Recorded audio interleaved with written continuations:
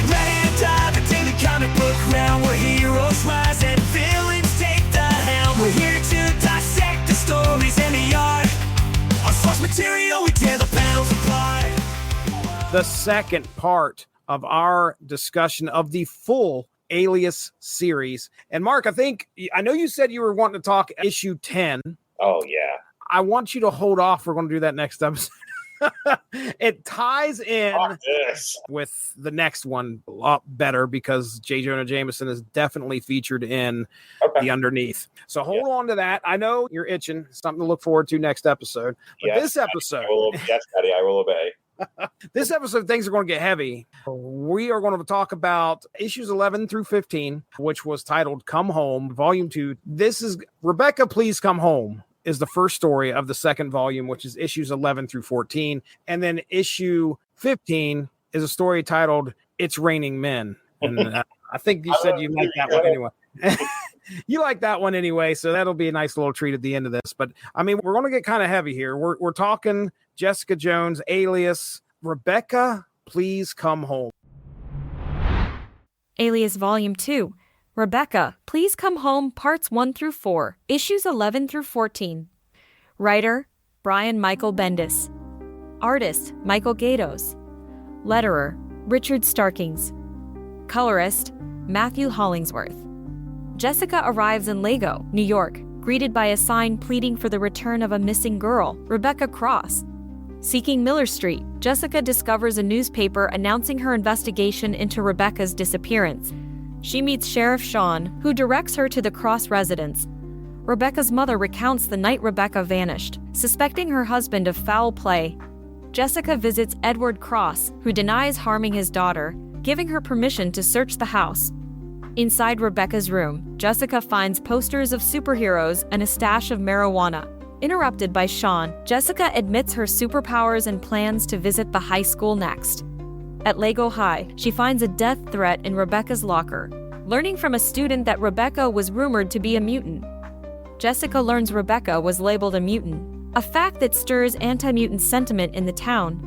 She tracks down Freddie Thompson, who started the rumor after Rebecca claimed her powers could kill him during a flirtation.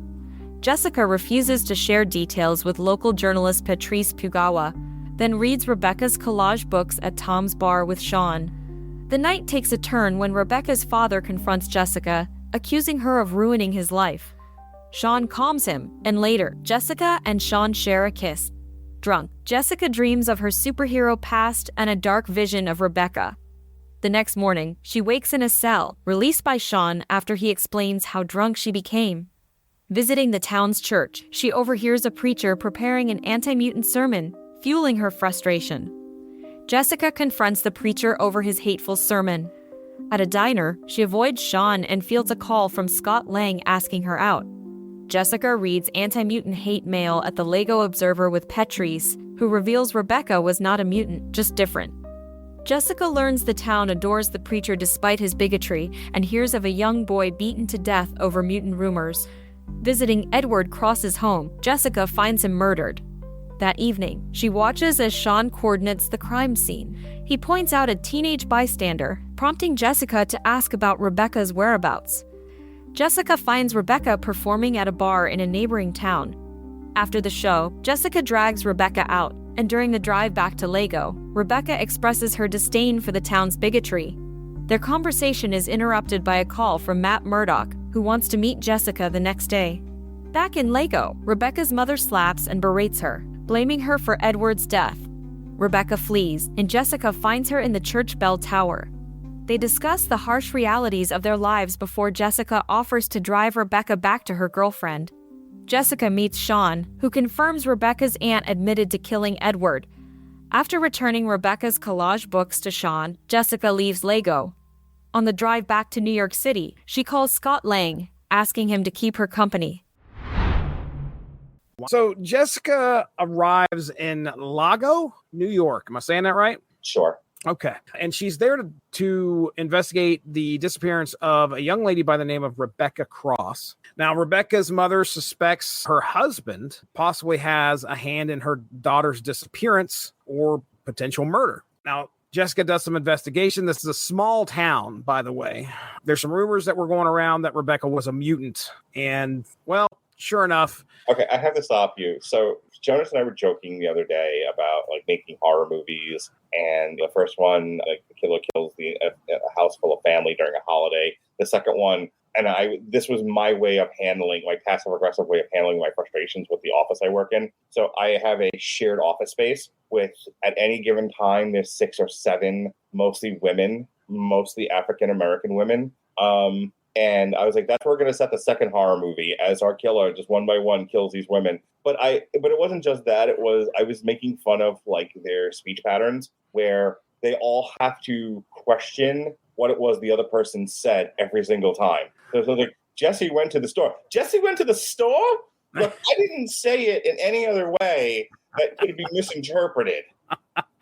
And it's like Jesse went to the store. Jesse went to the store. Like they couldn't believe you went to the store.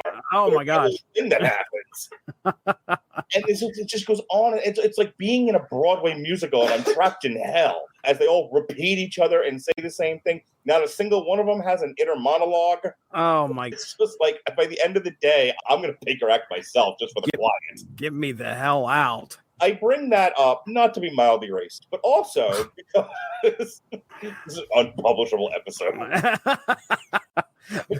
Source material max. All right. Because the way that some of the dialogue is written in this particular story, they're constantly like repeating each other in almost like a sing-songy fashion. Rebecca was a mutant. She was a mutant. She was a mutant. Ugh. Yep. Can you imagine Refn directing this episode? Oh my gosh. Show. She was a mutant. She was a mutant.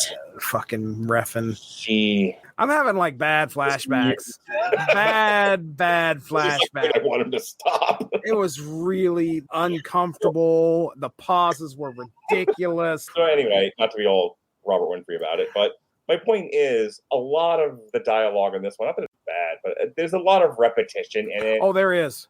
I think that's also why I didn't like the B-level story either, because there was a lot of repetition in that one as well with fake Rick Jones, kind of saying the same thing over and over and over again. It just drove me up the wall, and I needed to point that out. So, and if you pay attention through these books and you look, you probably already saw, but Gaydos is also no slouch in just taking the same panel and pasting it and pasting it and pasting it. Didn't bother me.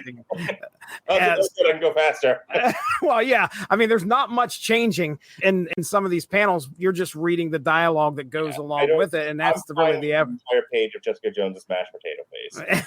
Low effort, the comic. Appreciate what we get in here from Michael Gaydos, that's for sure. But yeah, the repetition, it's not just in the dialogue, it's in the art as well sometimes. Yeah. All right. So yeah, Mark, you know all about small town hijinks and small town prejudices, I'm sure. Yeah, this is what I go back to. This is what you're setting me up for. I'll just go ahead and be on it. We already live in a world where there's prejudices. Even if there isn't out and out racism, there is racial preference. Some people are just like, I'm perfectly fine with other people that are not my race, my religion, my gender, having all the rights afforded to them as an American citizen, just don't live next door to me. Mm-hmm. And I've just come to accept that about this country. You can call us a melting pot, but we are very tribal. And it's when in doubt, find a scapegoat. Oh, yeah. Worked great for President Trump. It's a tried and true method of taking the attention off the real problem and focusing on something that's utterly bullshit. When you're in a place of everything is kind of going tits up and you need someone to blame because God forbid you blame yourself and take responsibility for your own actions, it's easy to point at the other and say it's their fault. Tried and true going on since the birth of Christ, at the very least. So in a world where superheroes exist, yeah, why wouldn't the people in small town buttfuck McGee decide all the problems in the world are because of mutants? My favorite characters in this entire story was the preacher, who's writing an entire sermon saying that this is the one time I didn't mind the repetition, so he's practicing his sermon, and he was like, mutants are the result of man's greed, which in no way tracks with reality. So what are we doing here? We're both comic book readers, and what were mutants? They were quote unquote children of the atom. They were the result of like nuclear radiation and the evolution of humanity. It's mutants were a genetic thing. It's like being born with like sickle cell anemia, only you get ice powers. Mm-hmm. That sort of thing. They say like when I got diagnosed with lymphoma, and I was like, well, what's lymphoma? I'm like, it's a blood cancer. Well, how did I get it? You were born with it. And for some people, it just stays dormant, and in you, it woke up and tried to kill you. Like, oh, terrific. So Shit.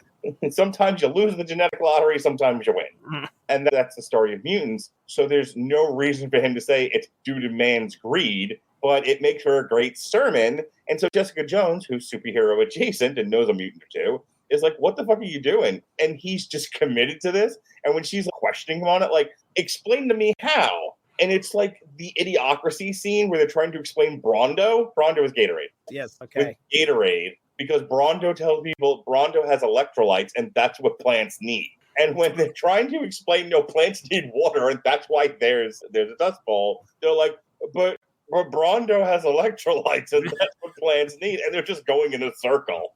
Oh, it's great. Yeah. Dude, Idiocracy is one of the greatest satires I've ever watched. And it's so fucking true. But that's what's kind of going on here. She's like, there was no man's greed that caused the existence of mutants. No, it's man's greed that did it. And we need to be aware of these things and embrace Jesus. And she's like, none of this logically tracks. Right. There's no way you can connect the two. Right. And she in just any fucking, way. because she's Jessica Jones, she fucking loses her mind with him and finally walks out of the church. And then afterwards, like, so you've met the Reverend. Mm-hmm. It's all great stuff. That was like my favorite part of the story. Yeah, this is a story about high school as well, and the bullying that goes on there, and just the othering that happens to people for no good reason. I think at one point, Rebecca, when we finally find out that Rebecca is not dead, by the way, she ran away. She didn't want to be in this one horse town anymore. Right. And but we find out that she was just like leaning into it because she wanted to piss people off. She was sick of people talking about it. She was like, I think it was a boy she was kind of trying to get into a relationship with her, which she was not into boys, if I remember correctly. You can't tell if a person's a mutant unless they got blue skin or they've got powers or they've got electricity coming off of them. But Purple Man wasn't a mutant, and his skin was right. Yeah, you still don't even know then. But what I'm getting at is that, like, the same thing could be said about people who are gay, who are transgender, whatever. Contrary to popular opinion, gay people aren't purple. Yeah, that's fair. But this happens all the time at high schools and, of course, with small towns. Somebody gets branded with what they believe is a bad thing, and then they're just mistreated continually because the word has gotten out that Rebecca is a mutant. Well, because she told Josh that she's going to light him up with her mutant powers. While that was a lie, she was just trying to get him to stop. Shut up, or my cousin, who's a professional wrestler, John Cena, will come to the school and beat the shit out of you. Yeah. Prove it. Yeah. He's busy. Nobody's worried about proving anything right. here. They're just worried about, okay, this person is associated with something that we all hate, and therefore just because they mentioned that one thing or they could possibly be that thing, we need to hate them. And so it's a great story in the fact that, okay, it's looking at small town prejudices and what goes on there, and Jessica Jones coming out of the big city going into here trying to help somebody out, and the relationship with Rebecca and her mom. As we get to the end of the story, we find out that Edward, her dad, gets killed by her aunt. All because, again, a whirlwind of stuff. And now the aunt believes that he had to have done something to her and proceeds to like stab him to death or something like that. And right. This is all happening after Jessica Jones finds out that Rebecca's in a different town and is bringing her home. She's been hired to find her, bring her home. And now she's on her way home, and she finds out that as they get there, they find out that Edward Cross has been killed. But then the reuniting of Rebecca and her mother was just like, it was heartbreaking. Sure. Because Rebecca runs up to her mom and is like, I can't believe what's happened. And then her mom just turns around and slaps her in the face and says it's her fault. Sure. It's like, what the hell? Yeah. So, I mean, we got, of course, Jessica Jones investigating things, which is exactly what you're coming to this book for. The question that I had that I kind of wanted to throw out here to you, and I think it was a good one, because I was trying to come up with some questions on some of these.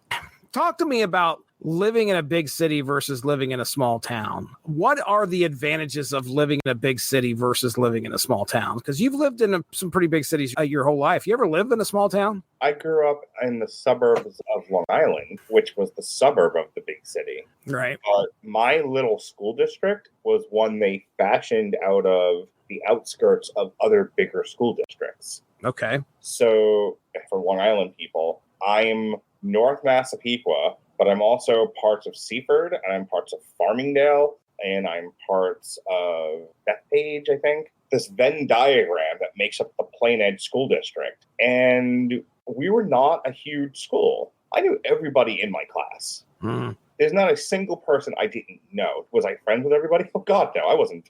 Jesus Christ, I didn't like most of them. But when I look back at my yearbook, I knew and at least had some degree of an association with every single person I graduated. Okay. So people who, like, their graduating class is like 1,000 people, and they just don't fucking know all 1,000 of them. right. I was pretty much the same way. I mean, I could look at a yearbook and there's I probably know like 90% of the people you'd point to, but I probably had interactions with about 30 to 40 at the most. I had something I can tell you about every single person I graduated. Right. I would say the biggest difference between the big city and like a small suburb, or a small town, I've never really been necessarily in a small town. I've always been on the shadow of a city somewhere. So like I've lived in Tampa for the last 20 years or so, but not in the city of Tampa. I've lived in Eastern Hillsborough County somewhere, Long Island, New York. I lived in the valley of Los Angeles, again, the suburbs. I've lived outside of the city in Miami-Dade County, and I live so far down south I might as well have been in fucking Cuba. Huh.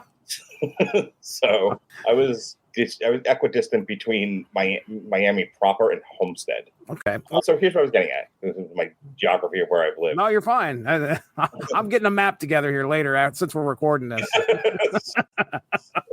That's going to be the YouTube thumbnail. If you want to get lost and be anonymous, you can in a big city. That's what I was going to ask you. Like when you were a kid, all right, because you weren't too far from the big city, right? It's a 45-minute train ride by the single greatest piece of transportation in the history of mankind, the Long Island Railroad. Yeah, you've shared with me some stories about going into the city and as a kid.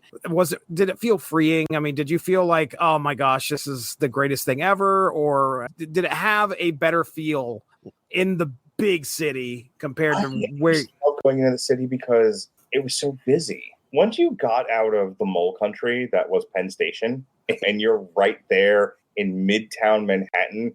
Penn Station shares the same piece of geography as Madison Square Garden. So it's right smack in the middle of the island of Manhattan, in Midtown Manhattan. If you go all the way up into Harlem, it's less busy. If you go all the way down by South Street Seaport, it's less busy. Mm-hmm. But when you're in Midtown, when you're on Broadway, when you're in this really condensed area where the world is happening around you, I used to love it. Yeah. Like, I couldn't live in New York City now. But I guess to try to link this back to the comic or whatever, you could just be yourself in New York City and no one gave a fuck. They were already too busy doing other stuff. Exactly. No one had time to mess with you, right. Unless they were a mugger. Or they were the Lost Tribes of Israel and you were white, and then they had some time on their hands to deal with you. But I just want to make sure you know we're glad all the people on the ferry are dead. I'm just trying to get to school. Please. And I find your rabble amusing. So, whatever. Everyone's got a place to be and a thing to do in New York City. They don't have time to be sitting here worrying about small town stuff. Yeah. That's kind of what I got with Rebecca's story here, where she just wanted to get out and get lost. Yeah. And also not be noticed. Hey, I'm done with you guys calling me a mutant. I'm done with the sick way everybody hates. Something under a microscope is involved in my business. Right. I want to go to a place where nobody knows my name.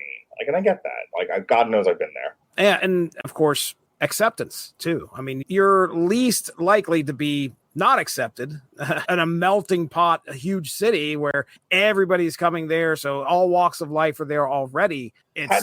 Pat also talked about growing up in Sterling, West Virginia, where like they had a pizza place and like something else, and they're like, boom, big city. Like that was Sterling, West Virginia. And he talked about a radio DJ who just thought 3 Men and a Baby was like the height of culture, but didn't understand Mad Max. That kind of a thing. And he was like, look, there are always going to be people who are perfectly happy being able to work at the gas station and fill up their truck for free, but not all of us fit in that town, and we have to go find our people elsewhere. Like, Patton Oswalt was like, I couldn't wait to get out of Sterling, West Virginia, and he fucked off and he became Patton Oswalt. Right. But for every Patton Oswalt, there's 100 people perfectly willing to work at the gas station to fill up their tank for free, or work down to Piggly Wiggly or whatever. To your point, like, there's like 1 to 100 people who will not go with the flow. They don't feel like they fit in, and they have to go find a New York, a Houston, an LA, a Miami, a Tampa. They have to go where there's people where they can find their people. That's really all I had for that story. We got one more story to cover here before the episode ends. But did you have any other thoughts? It was a pretty heavy story, and I liked it. I want to talk about the cop and Jessica Jones. So Jessica Jones wants to get drunk and fuck. Who doesn't? And she likes it a lot more than other people do. So it's so funny to me that Brian Michael Bendis, being a guy very much centered in on the often not discussed sexual relationships between men and women, and he kind of threw a dart at it. And I need to point this out, because the guy was perfectly happy to bang Jessica Jones. The cop was. The cop was like, "Well, you seem like an attractive loose woman. And I enjoy a good lay." Sure. And it was like, "But I don't want anyone to know about this." Like, he said to her, like, "I'm not going to bring you home." And so she wakes up in a jail cell, and she's like, "Did you fucking arrest me?" And he's like, "Well, no, but I can't bring you home, you whore." And she's like, "Wait a minute, I'm good enough to fuck, but I'm not good enough for you to bring back to your apartment like a human?" And it's like, what a choice Jessica Jones now has to make in life. Act out on my sexual agency. I'm treated as an object. And if I don't get the satisfaction of sex, which is fun and enjoyable and a basic need humans have. This is why everyone annoyed me that didn't get the Barbie movie, because while it wasn't perfect, the rant that America Ferrera, I think her name was, goes on, where she was like, being a woman sucks. Every choice is bad. There's nothing rewarding about being a woman. Like, it's basically the whole premise of her rant. Like, if you choose to be a bitch, you're mistreated. If you choose to be obedient, life is unfulfilling. There's nothing in the middle. Everything sucks. And this is why women have to sleep all the time and men are up doing podcasts. Not that isn't what's exactly happening right now. Moaned at me. But that's my point. Like, so poor Jessica Jones is like, "Hey, you want to put it in me?" He was like, "I would like to put it in you." And then, like, "Okay, well, do we still get to be a human?" No. You sex doll. Yeah. That's fucked up. I read that a little bit differently. I thought maybe she got drunk and she started getting like crazy. Falling her off the table. The thing is that later on in these next books, she gets drunk and she runs into like fucking Luke Cage's fridge, puts a big ass dent in it. Like, I would not take her ass home because your apartment won't be standing afterwards. That's we fucked so hard my third floor walked up and gave a first floor. You whore. I'm throwing you in the jail cell. You're staying here. She obviously had no idea how she got there. She was probably blackout drunk. Drunk more than once. Yeah, that was my interpretation. But here's the thing. The only reason why I'm not like going along with what you're saying, like maybe I'm reading too much into it, is he actively said to her, "It's like, oh yeah. Yeah, he said that. I think that's a factor in it too. Do you know I had to pull you off the ceiling of Coyote Ugly. The term he used was like, "I can't take you home." Yeah. Like he's got a wife at home or some shit. He's trying to keep this on the hush. I remember he said something along the lines of like, I don't get into that too much. Who knows? It might have been something where she tried to put something right up into his. I was okay to bang in the middle of the night, but you're not really my kind of gal. Like, again, how dehumanizing for this poor woman. Yeah. All right, let's get into It's Raining Men. Alias Volume 2. It's Raining Men, Issue 15. Writer, Brian Michael Bendis. Artist, Michael Gaydos. Letterer, Richard Starkings. Colorist, Matthew Hollingsworth. In It's Raining Men, Natasha Romanoff visits the law offices of Nelson and Murdoch, passing Jessica Jones and Luke Cage en route to Matt Murdoch's office. Jessica criticizes Cage's bodyguard skills, sparking an argument about their past sexual encounter and leading to Cage accusing her of being self-critical. They eventually reconcile, speculating about Murdoch's identity as Daredevil, and Cage asks Jessica out, but she declines. Later, Jessica has dinner with Scott Lang, who suggests she abstain from alcohol. Jessica brings up Scott's prison time, and he shares that it made him a better person. They discuss the challenges of superhero dating until Spider-Man and the Human Torch's pursuit of Dr. Octopus interrupts them. But they opt to return to their dinner instead. Totally seems like the hot friend and the fat friend of the ugly friend relationship, where like Carol Danvers is an Avenger and she's like an Amazonian blonde bombshell, and there's this gnome that she's friends with. Yeah. That feels like their dynamic, because it felt very real to me. Here you have the very successful person, and here you have the ne'er-do-well. And the successful person's just like, oh, come on. Success is easy. Look at me. I've done it. I'm already special. Meanwhile, you're like a 6-foot-tall blonde entity when Jessica Jones is like a traumatized fucking brunette. Mm-hmm. And Carol, you can see why her and Tony Stark got into it in Civil War, too. Oh, yeah. Like, Carol is definitely written as somebody who very rarely thinks about what she's doing because she always feels like she's right. Mm-hmm. And who can tell her she's wrong? She'll hit you with cosmic rays into the fucking atmosphere. Right. But I think also the reverse is true, where she likes being friends with Jessica. She likes those moments she has with them because Jessica reminds her what it's like to be a person. She's been a god now for a while, and she has to sometimes be reminded this is what it's like to be people without god powers. Mm-hmm. So her meddling in Jessica Jones's love life and going, hey, Scott's a fairly normal guy who we all laugh at and don't take seriously. He'd be great for you. And I love that first date. Like, this is one of those magic moments in this comic book for me. Because that first date where Scott's like, hey, I heard you're a drunken whore. Maybe let's have a nice date and clean you up a bit. And again, Jessica Jones is like on that precipice. We're like, well, on the one hand, how dare you? Right. I have the right to be a drunken whore, and you have no right to tell me otherwise. You're not my father. On the other hand, why am I fighting so hard to be a drunken whore? These are not good things. And there's this delicate balance that's definitely gets across in the dialogue between the two of like, hey, these two don't really exactly know each other. They're on their first date. I remember Scott going like, are you mad that I said that? And she's like, no, I'm not mad. And then by the end of the story, he's like, you were mad, weren't you? She's like, yeah, I was pretty pissed, but I got over it. But yeah, you can see this kind of like delicate social balance that these two are trying to, they're superheroes, but they're trying to sit down, they're trying to have a normal date, and Scott is definitely pressing like, let's try and keep this a normal date. I don't take a book where two superheroes go on a date and act like people over baby Thanos or baby Darkseid any day of the week.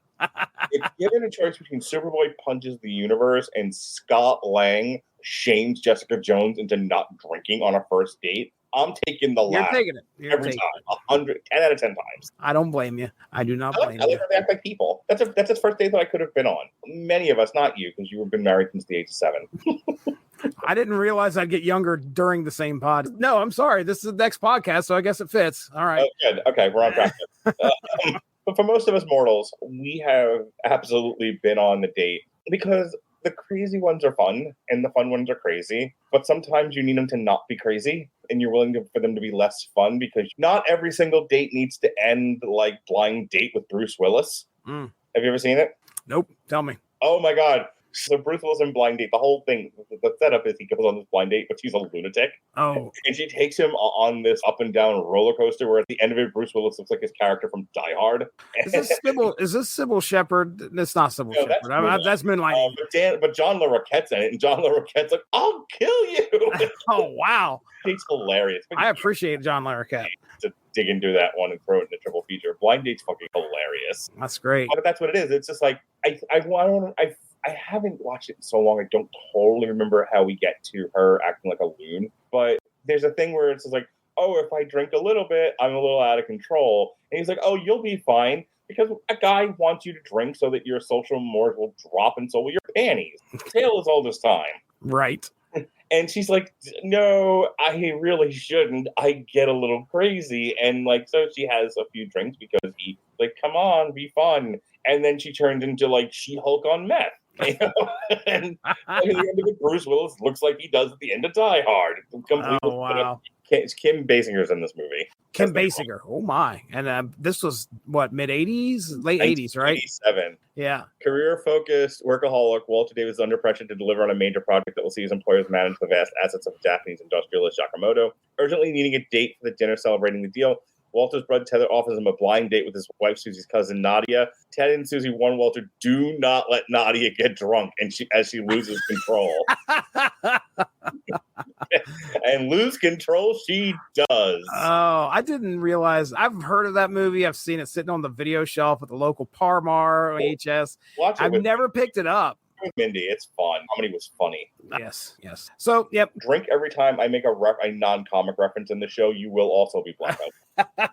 You will also lose control. So this is the start of something. I mean, this isn't just like a one-off date. These two are actually going to develop a little bit of a relationship as we go forward. So this is kind of the start of that. I love the end of it. I love the fact that we see Doc Ock with his mechanical arms going down the road. Yeah, and they're just like, should we join them? Nah, let's sit down. I'm hungry. Let's I got this. It's totally me at work, by the way. Are you going to get involved in that? No, the deputy's got this as they dogpile on somebody. I don't need to get involved in this. All right, there we go. That was issues 11 through 15 of Alias. We talked Rebecca, Please Come Home, and we also discussed It's Raining Men. So Mark, you got all right, we're getting out of here. Let's hit them with some plugs, Mark. What do you got to say? All right, W2M Network is the webpage. W2M Network is the YouTube. Radulich and Broadcasting is the audio. At Mark Radulich, MarkRadulich, is the TikTok. And Mark Kind, MarkKind, like mankind, but Mark He. Mark Kind 76 is the Instagram. All right, folks, I'm going to throw the canned plugs in here at the end. Check out @SourceMattCast on Twitter. We post most of our stuff over there. So we're getting out of here. That's Mark. I'm Jesse. Thanks for joining us. We'll be back at you here in a couple weeks. We're going to be discussing the third of our 4 discussions on Alias issues 1 through 28 next week. So thank you very much. Have a good one. Bye-bye. Thanks for joining us. All of this would not be possible without W2Mnet.com, so make sure to seek them out for more podcasts. If you enjoyed what you heard today, please feel free to share, and we look forward to entertaining you again soon.